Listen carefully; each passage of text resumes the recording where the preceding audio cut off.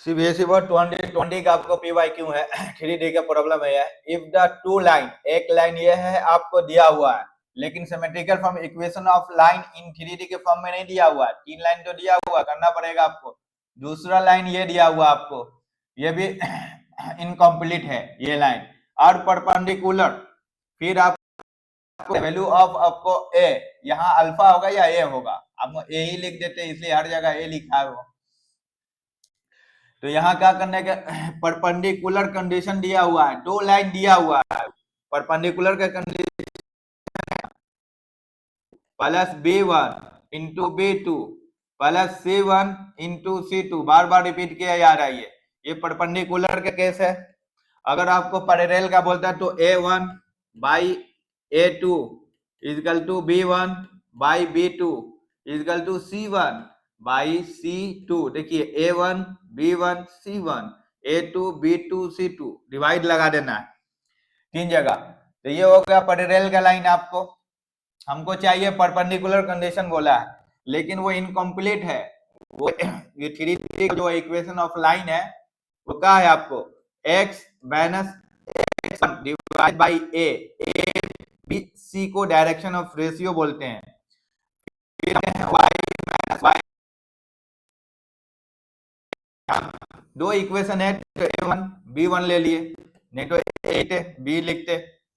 z और z1 divided by आपको c1, इस फॉर्म में लाना पड़ेगा। तो देखिए पहला इक्वेशन कौन है आपको, ये है, लिखते हैं x,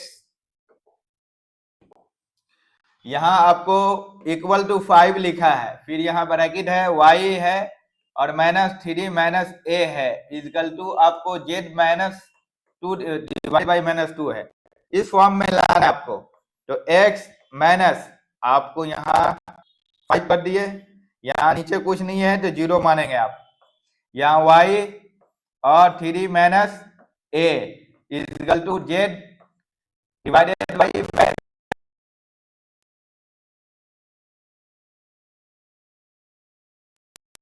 a1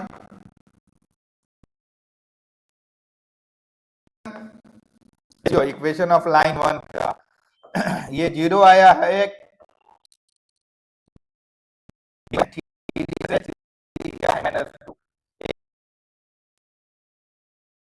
में आपको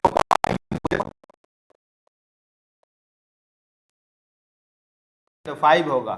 y1 की जगह कुछ नहीं है तो 0 होगा, z1 की जगह कुछ नहीं है तो 0 होगा। आप पॉइंट कभी कभी निकालने के लिए दे देता है। तो ये आपका हो गया। अब तो हमको पैरेलल पूछा नहीं है, अब हमको निकलना है क्या, दूसरा लाइन लीजिए। दूसरा लाइन कौन है, ये है x minus x equal to 2 है, y डिवाइडेड y माइनस 1 है, और क्या है, इक्वल है z बाई है 2 माइनस a है। ठीक है, यहाँ कोई भी वैल्यू दे सकता है, a alpha beta gamma a to z, कोई भी वैल्यू। ठीक है, किसी का नाम भी दे सकता है। तो यहाँ देखिए इसको स्टैंडर्ड फॉर्म ऑफ इक्वेशन के 3D के लाइन में लाइए आप। 2 को इधर लाएंगे तो माइनस 2 आ जाएगा, क्या बचेगा, y divided by 1 equal to z by 2 minus a। देखिए डायरेक्शन रेशियो इसके नीचे कुछ नहीं है तो 0 मानेंगे। ये डायरेक्शन रेशियो निकलना है लाइन 2 का, यानी a2 b2 और c2 का हम निकाल रहे हैं आपको। तो ये 0 हो गया, एक माइनस 1 हो गया, एक माइनस 2a हो गया। परपेंडिकुलर का कंडीशन लिखा चुके हैं, डायरेक्शन रेशियो निकल चुका है आपको। यही तो डायरेक्शन रेशियो है तीनों, ये भी है direction ratio. Direction ratio of a1 a2 निकाल चुके हैं, यहाँ लिखिए आप a1 और a2। परपेंडिकुलर का केस बोला गया आपको, b2 और c1 और c2 इजकल टू 0। a1 का वैल्यू क्या है, 0 है तो 0 लिखते हैं, फिर गुना करते हैं। b1 का a1, a2 क्या है, a2 यहां से मिलेगा, जो भी 2 वाला है यहाँ दूसरा है, a1 वाला ये आपको मिलेगा, a1 b1 c1। तो यहाँ भी आपको 0 है, फिर प्लस लिखते हैं। b1 का वैल्यू क्या है, 3 माइनस a, ब्रैकेट कर दीजिए। फिर b2 का वैल्यू माइनस 1, ब्रैकेट कर दिए, प्लस c1 का वैल्यू क्या है, माइनस 2, तो माइनस 2 करके ब्रैकेट लिखिएगा। और क्या है, minus 2a, minus 2a, 2a में यहाँ पे होगा, आपको लिखने में आपको मिसिंग हो गया, यहाँ होगा आपको 2a माइनस 1, तो यहाँ लिखिए 2 यहाँ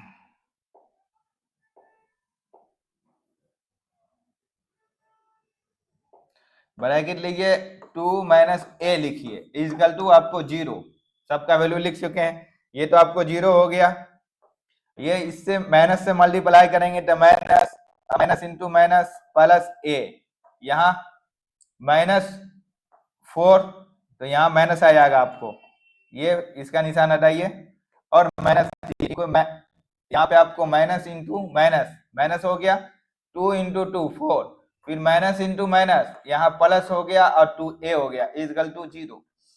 अब a वाला पार्ट जो है इस साइड रखिए, तो देखिए a कितना है 3a है, और क्या है आपको ये माइनस वाला पार्ट हो गया, -7 है, इधर जाएगा तो प्लस आएगा, a का वैल्यू कितना आया 7/3 आएगा, a का वैल्यू कितना आया, a का वैल्यू पूछ रहा है 7/3, आपका 3 ये फाइनल आंसर देख लीजिएगा।